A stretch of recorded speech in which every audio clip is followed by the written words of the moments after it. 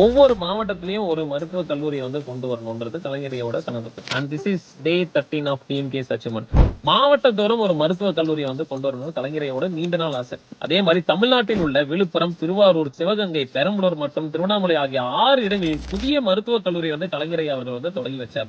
ஏன் இதை தொடங்கி வச்சார், எதற்காக இதை தொடங்கி வச்சார்னா, அந்தந்த மாவட்டத்தில் உள்ள மருத்துவக் கல்லூரிகளை வந்துட்டு தரம் உயர்த்துறதுக்காகவும் அங்க இருக்குள்ள ஒரு மாணவ மாணவிகள் வந்துட்டு டாக்டர் படிக்கணும்ன்ற ஒரு கனவோட இருப்பாங்க.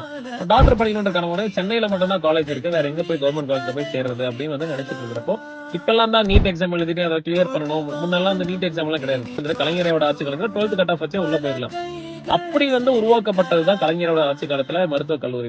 அவங்க டாக்டர் ஆகிறதுக்கான வாய்ப்பை உருவாக்கி கொடுக்கணும்ன்ற ஒரு நோக்கத்தோட அந்தந்த டிஸ்ட்ரிக்ட்ல இருக்கக்கூடிய ஒரு மருத்துவக் கல்லூரி வந்து உருவாக்கணும்ன்ற நோக்கத்தோட தான் வந்து கலைஞரை அவர்கள் வந்து ஒவ்வொரு டிஸ்ட்ரிக்ட்ல வந்து பாத்தீங்கன்னா ஒரு மருத்துவக் கல்லூரி வந்து ஓபன் பண்ணாரு. மருத்துவக் கல்லூரினா சும்மா ஏனோ தானோலாம் ஓபன் பண்ணீங்க. Emergency ward, special ward, highly intensive ward, intensive ward, special intensive ward, இந்த மாதிரி எல்லா துறையும் சேர்ந்த ஹைலி டெக்னீஷியன்ஸ் உள்ள ஒரு மருத்துவக் கல்லூரி தான் வந்துட்டு ஓபன் பண்ணாரு கலைஞரோட ஆட்சி காலத்துல.